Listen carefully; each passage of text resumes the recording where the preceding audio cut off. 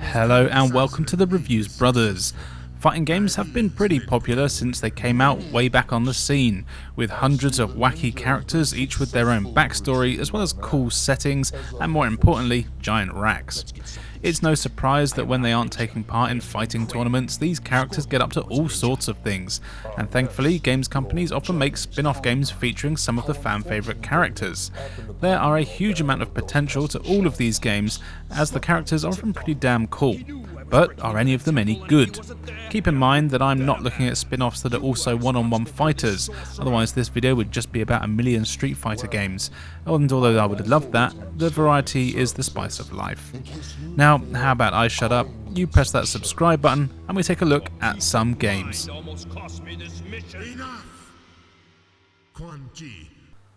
We are going to start with Street Fighter spin-offs, as that's the game that pretty much started the whole craze. Strangely, here is Street Fighter 2010, the final fight for the NES. Apparently Capcom couldn't decide which of their franchises they wanted it to be part of, so they just smashed them together. The game is set 25 years after Ken becomes the Street Fighter champion, and of course it's the futuristic year of 2010, so aliens, mutants and robots from across the galaxy are running rampant just like they are in real life, and it's up to Ken, who is now kitted out with all sorts of cybernetics as he's old and needs a bit of help, to travel across a few planets and kick the crap out of anyone to restore peace.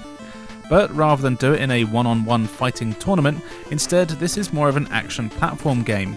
Each level has a target, which is just the boss at the end of the stage, but you don't fight them right away. You've got to explore loads of levels that range from about one screen in size to long side-scrolling levels fighting smaller enemies before you can get to the boss.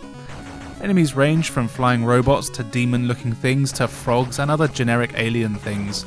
And strangely, there's not a single mention of any other character or event that is even remotely Street Fighter or Final Fight related, so don't expect a surprise twist where it's M. Bison behind the whole thing.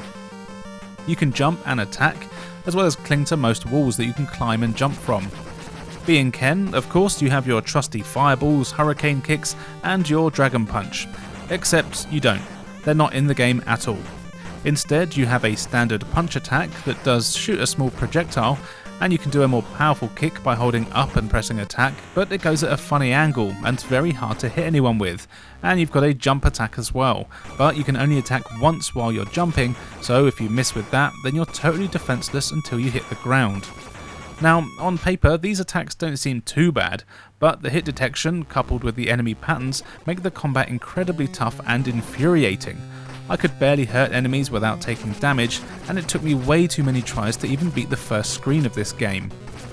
Enemies do drop power-ups like health, as well as energy balls that make your attacks more powerful and have a longer range, but health is very rare, and most of the time you'll die before you get the chance to properly power up, and of course you'll lose all your power if you do. But you do need to be powered up to kill most of the enemies, especially the bosses. This is a terrible cycle of broken controls, mechanics and enemy patterns. It's a shame, as I really like the graphics here, and the music is actually kinda decent, and the bosses themselves could be fun, but everything's just so cobbled together that it makes the game just not recommendable, and I would actually say you need to actively avoid it. It's not even one of those games that's so bad it's good. It's just bad.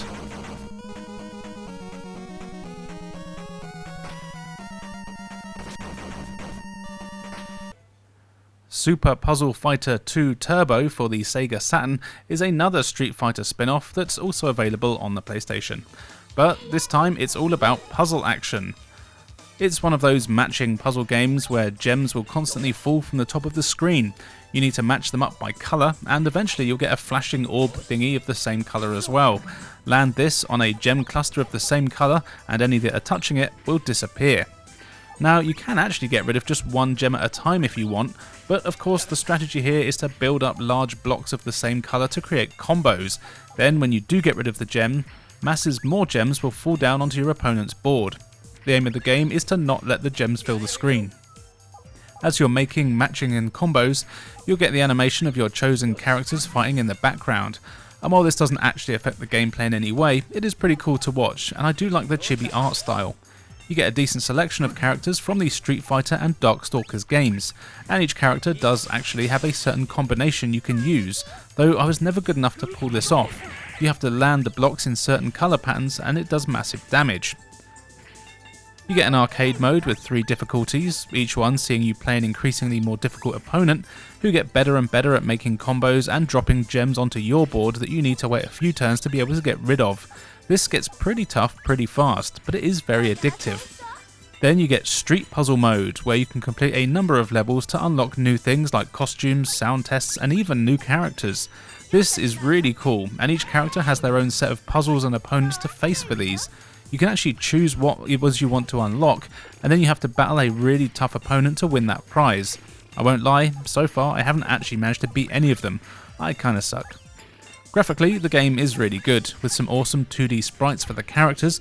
The animation isn't the best, but it does mean it's not too distracting. The gems are just gems, nothing special, though it does look really cool when you smash a load in one go. And that's all there is really to the game. It's one of those simple but addictive puzzle games that I really enjoy playing, and I do recommend giving it a go.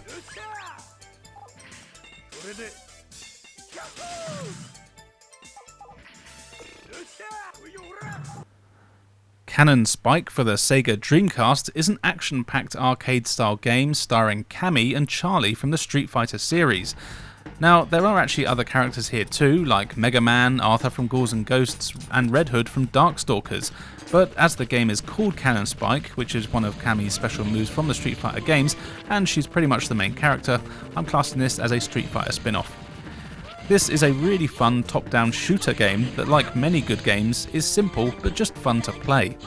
You choose your character, each of which have their own weapons, speeds and health stats, and of course then you're thrown into a series of small arenas where you have to fight waves of enemies. Defeat all the enemies and you move on to the next level. Simple. There aren't that many levels in total, and each character does have the same ones, though they are played in a different order. As such, there isn't really much of a story either. In fact, I don't remember there being any story, but that's alright. Each level starts with a small weak enemy, and these can be anything from robots to zombies or mutants and everything in between. Then you'll get waves of them you need to beat, and then a boss will appear, along with a big old life bar. And you know what? I bloody love it when bosses have a life bar. Beat the boss and you're done for the stage. As for weapons, every button is a different one. You have a rapid fire shot that's pretty weak, but it's fast, and you can lock onto enemies and move around while firing. You also have a second shot, which is much more powerful, but it's slower and you can't move while you're using it, so you're open to attack for a second or two, which doesn't sound a lot, but in a game as fast as this, it kind of is. Then you've got 2 melee attacks. One is weak and fast and does a cool little combo, and the other one is a single hard attack that is of course slower. You do even have a special move, like Charlie's Sonic Boom. You'll need to learn which is best to use in which situation in order to get through the game, and while it's not the hardest game out there, you will need to get used to how it all works. There's no jump or dodge, which would have been nice, and for some reason everyone has roller skates here and it's just sliding all over the place, but that doesn't really affect the gameplay too much, and it's always a lot of fun. I really like the graphics here, though to be fair, I think I just love graphics for most Dreamcast games. They are kind of blocky, and a lot of the enemy designs are quite generic, but the style is cool, and everything moves at a decent pace with a smooth frame rate. The sound and music is fine, but forgettable, which is a bit of a shame. If you've got a friend, you can even play this in 2-player co-op, which I imagine would be really good fun.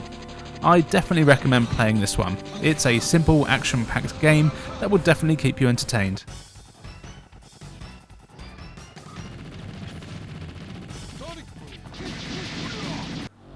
Mortal Kombat has had 3 spin-off games, the first being Mortal Kombat Mythologies Sub-Zero, a game that was meant to be the first in a series of games showcasing some of the side stories of a number of characters, but we all know how that went. The story goes is that you are Sub-Zero, an assassin hired by bastards to kill people and steal things. Of course, in the course of you doing so, there's a ton of backstabbing and general bastardry that means that Sub-Zero has to get revenge on the very people who hired him. Not a surprise when you see them though. This is a side-scrolling brawler platform game that attempts to combine tricky platforming with the exact same fighting controls found in the early Mortal Kombat games. And I'll be honest, even though this is famous for being a bad game, it does almost work. Levels see you exploring some quite large areas that are all packed with enemies to uppercut. As I said, fighting them is literally the same as fighting in the other Mortal Kombat games. You have 2 punch buttons, 2 kick buttons, a block and a run.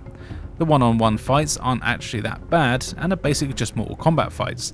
The trouble is, because of the 2D platforming you'll be doing, you have to press a button in order to just turn around. So if an enemy is behind you, you can't just face them automatically, you have to press the L2 button to flip around. This is especially clunky if there's a few enemies on screen, though that doesn't happen too often. As you beat enemies, you get experience, which unlocks new attacks, like your freeze blasts and even fatalities you can use against bosses. Some of the bosses are other Mortal Kombat characters, whereas others are just random rock monsters and stuff like that. However, most of them are stupidly hard and just no fun to fight, thanks to some terrible hit detection, meaning that you'll be hit from miles away, and the enemies here have the same cheap AI that the fighting games do, where they block everything you do and will spam the same attacks over and over again and just counter everything that you try to do to them. This makes the combat really annoying, coupled with the fact that you're often fighting on precarious ledges that you just fall off. It just isn't really that fun. Which brings us onto the platforming, which is just broken. Landing on ledges is hit and miss, and you have to be so precise with it all that it isn't just fun to play.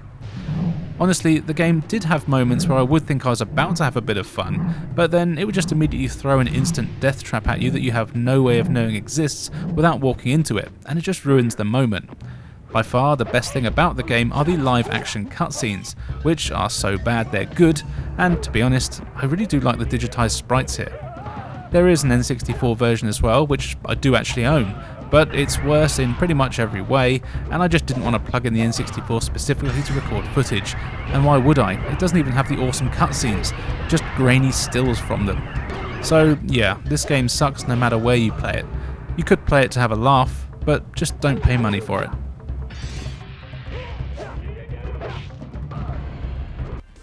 Mortal Kombat Special Forces for the PlayStation 1 is a 3D adventure game starring everyone's favourite robo-armed bloke, Jax. The story goes that Kano and a bunch of other generic baddies, as well as a few of the other MK names, have escaped from a high-security prison.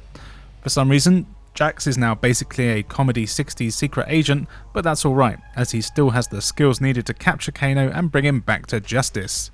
To do this, you'll be exploring some pretty large, multi-leveled levels that include such exciting locations as a warehouse, a sewer, a generic base, and later on some more exciting places like a trap-filled temple. Of course, all of these places are filled with enemy minions that you'll need to dispose of. Thankfully, Jax is very familiar with murdering people in cold blood, and uses his fighting skills to kick and punch the crap out of everyone you see. As you play, you unlock new combos and even finishing moves that involve things like pulling the heads off of enemies or ripping their arms off. You know the drill. This is all well and good, but the combos you have to use are so stupidly complicated that it's rarely worth doing it, as you can just stun lock most enemies most of the time. Needing to press circle, circle, square, square, square, square, X, X, triangle, circle, X just to do one move that's not really any more powerful than just kicking an enemy in the nuts seems kinda pointless. But it's there if you want, though the timing does have to be precise. You can't do it too fast or too slow, but somewhere in between. Otherwise it won't register your button presses. Handily though, your presses are shown on screen so you can tell where you're messing up. The levels are also filled with locked doors and secret passages, and you'll need to explore every inch of them to find items and switches and keys that you'll need to unlock things or open up new passages. Standard 3D action game stuff really. Just remember that as this is a slightly older game, most of the time you need to go into the pause menu to select the item you need, and it won't just use them automatically. So if a wall needs to be destroyed, you'll need to use the item provided to do this, even if you have rockets or grenades. You'll need to use the specific explosive item that the game gives you. As well as your limbs, Jax also has access to a few guns that you'll collect along the way. You get machine guns, shotguns, sniper rifles and rocket launchers. These are all pretty effective actually, and I actually quite like using the sniper rifle. You can aim from the hip, or you can go into a first person mode where you can pull off some decent headshots, which is nice. Graphically, the game isn't actually that bad, it's just very bland. All the levels are kind of boring to look at, and while there isn't a ton of detail, the characters look fine and not really any worse than anything else from the time. This is another game that was meant to start off a series of single-player games that never took off. And the thing is with this one is that it gets absolutely slammed everywhere, but honestly, it's really not a terrible game. In fact, it's just as good as a lot of similar games from the time. The controls are a little clunky and the camera's a bit shite, but once you get used to these, it's really not bad at all. The levels can be dull, and it can be confusing, but again, no more than other games of the era that don't hold your hand, and the graphics are fine. I would say that this is a mediocre game, but not really a bad one, and I did actually have some fun playing it. Definitely could have done with some polish though.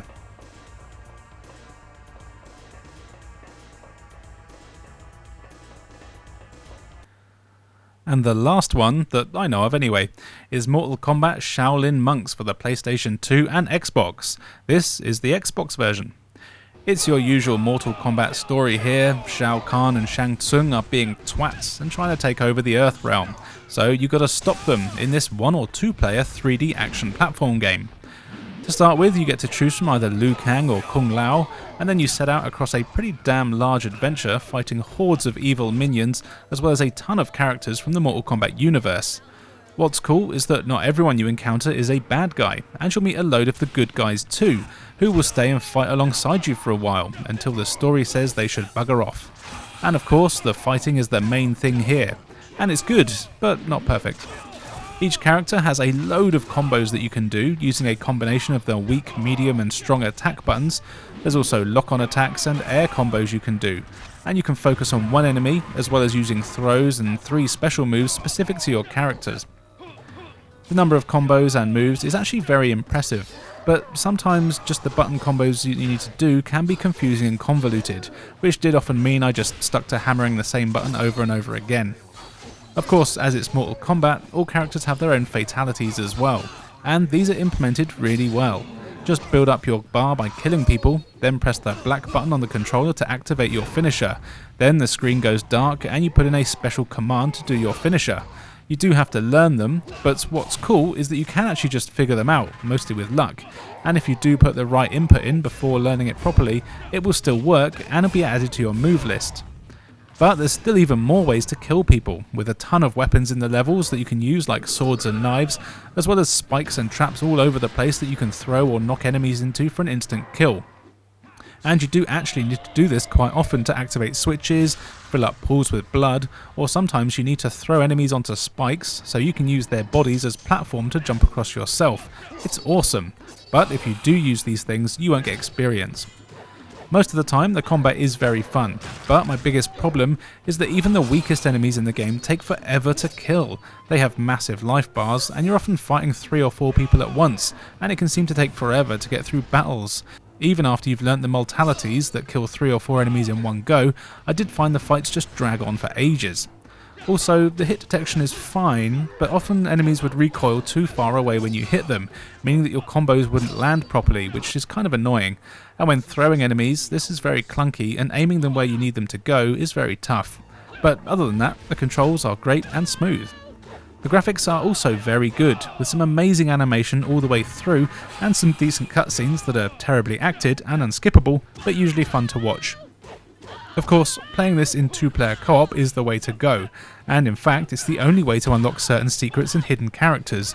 This is also kind of annoying for people like me who have no friends, so I'll never be able to unlock everything here. I guess they made a game with Goro in mind. But overall, it is an excellent game, and I really would highly recommend it to just about anyone.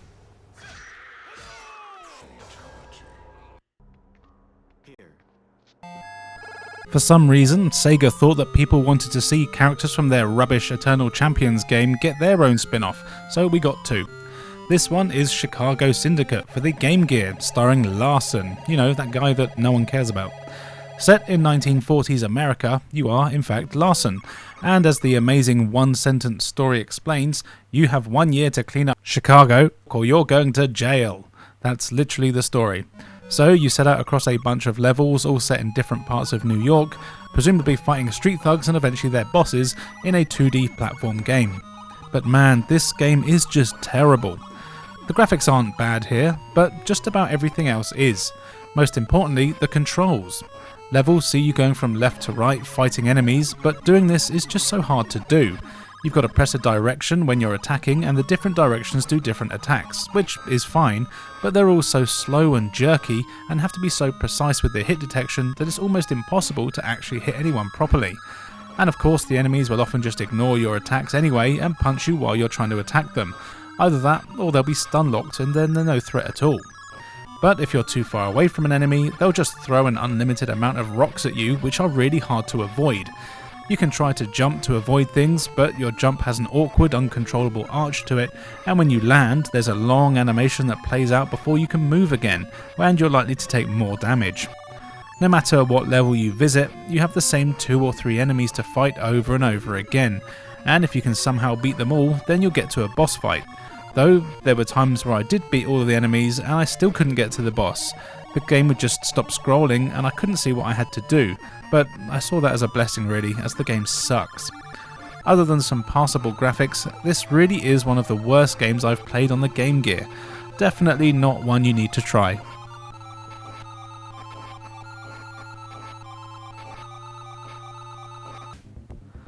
The other game we got was X-Perts for the Sega Mega Drive, or Genesis if you're that way inclined.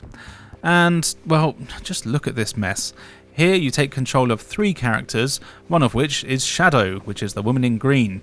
She's from the Eternal Champions game. She's the sexy spy lady, but here she's been given a grotesque pre-rendered makeover along with 2 other generic looking flat tops. Now, I really can't tell you what the hell is going on here, as the game is so annoying and convoluted. You're part of a special forces team that's sent to infiltrate an enemy base, mess things up for them and punch bad guys. But it is so bad to play. First of all, just look at it. The graphics are terrible with some laughable animation. You can walk and attack, but it's also jerky and awkward, making it really hard to hit anyone. Also, your attacks take ages to actually happen, so a lot of the time you're hit before connecting. The controls overall are just awkward. You've got 3-button controller like me, then you have to press 2 buttons at the same time in order to get your gun out. But once you've done this, you can't move, and aiming is just crap. The 2 women characters actually have a laser gun on their wrist, and that isn't too bad. But if you come across a computer terminal that you need to use, you have to walk over to it and press B and C at the same time. It's all just so awkward. In the game's defense, it does try to do some innovative things. For example, you do have 3 characters to control, and you can switch between all of them at any point. Each character has different skills like hacking, climbing and fighting, etc., so you'll need different ones at different points. The point being that you need to deliberately split up the team and have each character at different parts of the level so they can do something that will let the other characters progress. Now, that's actually a really cool idea, and you do get notifications if one of the team is being attacked that you're not in control of. And they do actually do a fairly decent job of taking care of themselves, but you still want to swap to them to fight people properly. Now, implemented correctly, this would have been a really cool mechanic that opens up loads of opportunities. But here, it's just never made clear who can do what, or even what the hell you're meant to be doing. Of course, combine that with the dodgy graphics and animation, it's all just very strange. I can't really think of a better way to describe this game other than it's just awkward. The controls are awkward, the combat is awkward, the animations are awkward, the mechanics are awkward. Well, actually, in fact, I can think of another word: shit. That's what sums up this game. Easily one of the worst on the Mega Drive.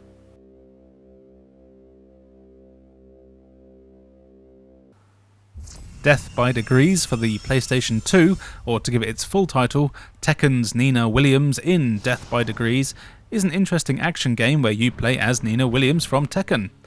Namco made the not-so-surprising decision to let you take control of the hot, big-boobed woman who is also a super spy and is sent to a luxury cruise ship where all sorts of shady goings-on are indeed going on, including terrorist meetings and so on.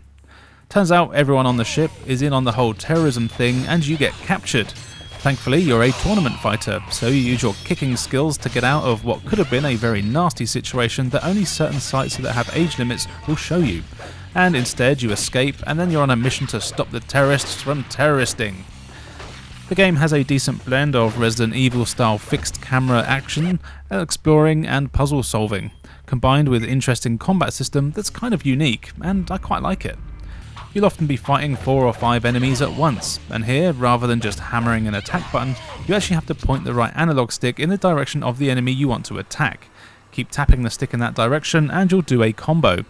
This actually worked quite well, and it makes it easy to fight enemies when you're surrounded. They all have health bars, so you can see where you need to focus your efforts, and what's cool is that if an enemy is about to attack you, their health bar turns red to let you know. Then if you attack that enemy before they hit you, you'll automatically block and counter their attacks. Beating enemies gives you experience points that you can use to upgrade your moves list, and you learn some pretty cool attacks and throws and become better with different weapons. You can carry loads of weapons, and you'll find items throughout the game that let you carry even more. There's knives, guns, swords, and even more to use, and it's easy to do this in the middle of combat. You just have to select the one you want to use with the D-pad, and then hold the L2 button to equip the weapon. These are all very powerful, but will eventually break, so you want to make sure you only use them when you really need to. And finally for the combat, you have a really cool X-ray move, way before Mortal Kombat did it as well. You need to build up a bar by beating up enemies, then you hold the L1 button and attack an enemy. You'll go into an X-ray mode and move a crosshair to their weak spots. These are then attacked, and you can break enemy bones, including their skull, which must be a pretty nasty way to die. When you're not fighting, you'll be exploring a huge cruise liner, and you'll be on the lookout for keys and items to help you solve simple puzzles. And one mechanic that's used throughout the game is the fingerprint scanner. You'll need to scan the fingers of certain defeated enemies in order to access new areas. Or if the enemy isn't near you, it might have to break into their room on the boat and look for things that have their fingerprints on, like glasses or bottles, and scan those. It's a cool mechanic, and it gives the game a real die-hard feel to it. Graphically, the game is excellent, and it actually looks even better on the TV than the footage here that you're seeing. Sorry about that, but I'm playing it on the actual PlayStation, so it's not all upscaled, you know. The boat looks really good, and the characters and animation is all fantastic, with some really good cutscenes, and of course more importantly, plenty of bouncy physics, which is all that really matters. Of course there are some issues, mainly to do with the fixed camera when you're fighting, as it does make the controls change. So 1 minute you're pressing towards the enemy, only for the camera to move, and then it means you're pressing away from them, but it's not too bad. Also, the hit detection can sometimes be a bit off, but never enough to really cause big problems. I've got no idea what kind of reception this game got when it was released, but I was actually really surprised at how much I enjoyed it. The boss fights in particular are really cool, but pretty hard, which can be annoying as you have to find save spaces, and I mean you literally have to find save slots. They'll appear on a radar, and you have to sort of track them down until you can find the save place. Once you have found them though, you can use them as often as you want. There's cool sniper sections here where you're protecting other characters that I really enjoyed, and overall the tone of this, along with some awesome music, really kept me engaged in the espionage-based story. There's also a load of modes and mini-games to unlock by completing the game, as well as the usual array of skimpy outfits to replay with. Overall, I think this is a really fun game, and while it's definitely not the best on the system or anything, it is a good time, and I'm actually a bit sad they didn't make a few more like this.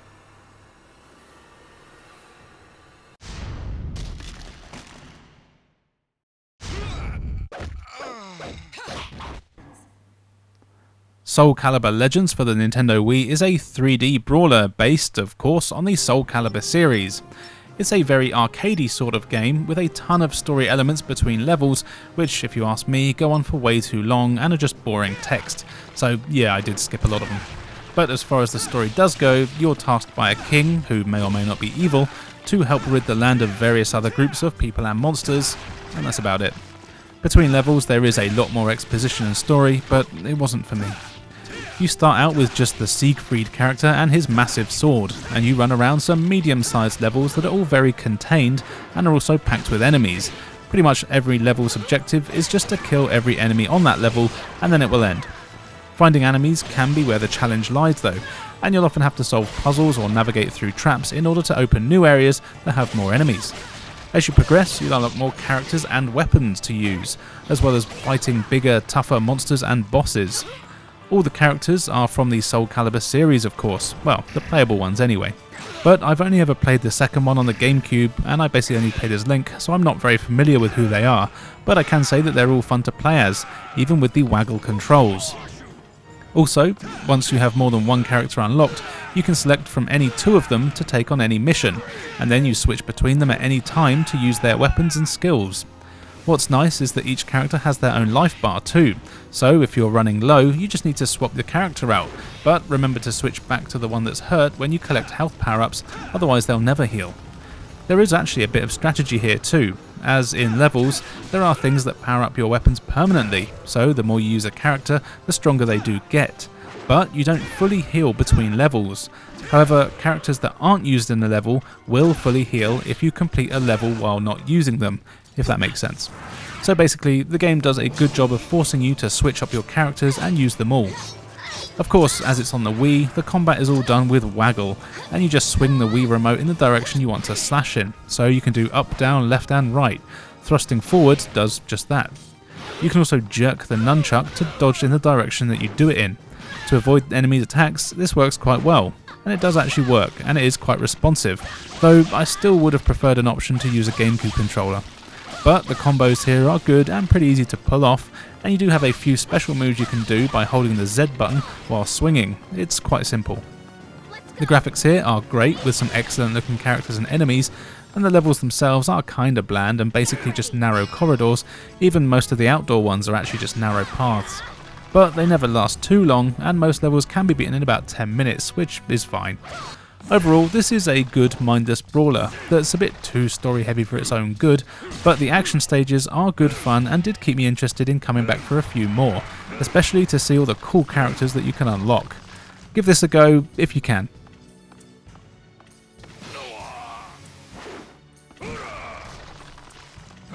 Now here's what you're really here for. This is Dead or Alive Xtreme Volleyball for the original Xbox. The Dead or Alive games are known for their big busty female characters, and clearly Team Ninja are well aware of that. And this game is totally and unapologetically focused solely on those ladies and making them wear as little as possible and jump around as much as possible. Not that I have a problem with that. There is a flimsy story here that is about one of the characters, a bloke called Zack, gets an island and basically invites all the ladies from Dead or Alive series to the island to hang around in their bikinis. And can you blame him? At the start of the game, you choose who you want to play as from a bunch of them, and then essentially you've got a load of mini games that you can play to win money. The money lets you visit the shop to buy items for your item collection, as well as presents that you can send to the other girls so they'll be friends with you. Essentially, you want to try and befriend every girl on the island before they leave after a certain number of days. The games you have here are all kind of basic. One of them is a pool jumping game where you have to tap the A button to jump across floating platforms on the pool.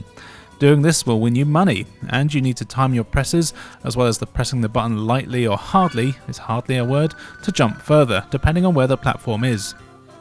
It's very easy once you get the controls down, but of course you don't get that much money for doing it. Then you can go to the casino, where you play roulette, blackjack, poker, or do some slot machines. Now, in real life I'm shit at gambling, so I stuck to the blackjack as it's the only one I really understand, and I was able to win a fair bit of money there. Whenever I tried roulette or poker, I just got owned and lost so much money, and don't get me started on those fucking machines. Of course, the main focus here is the volleyball. This is always played in pairs, and you'll need to make friends with the other girls so they'll team up with you. If you lose too many games or stop giving presents to your partner, then they'll tell you to piss off and you'll need to make a new friend. It is possible to have a good relationship with more than one girl at a time though, and it means you can choose between the girls that you want to team up with, and each one has their own stats and may be better or worse at volleyball than others. The volleyball itself is very simple. There's just two buttons, one to pass to your teammate and one to knock it over the net. You can set up your partner for spikes, and likewise they'll do the same for you.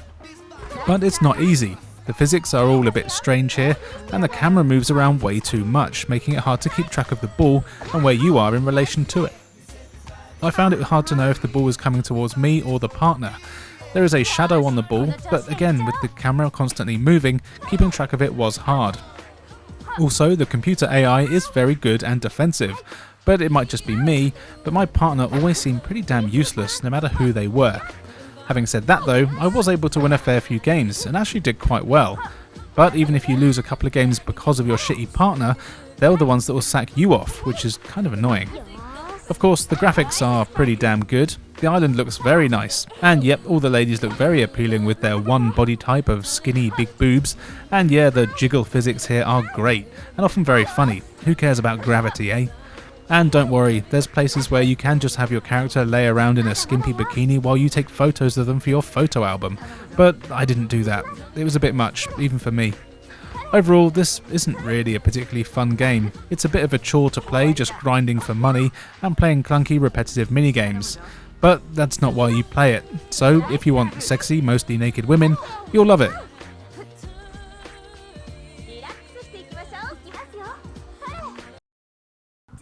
And finally for today, here is Dead or Alive Xtreme 2 for the Xbox 360.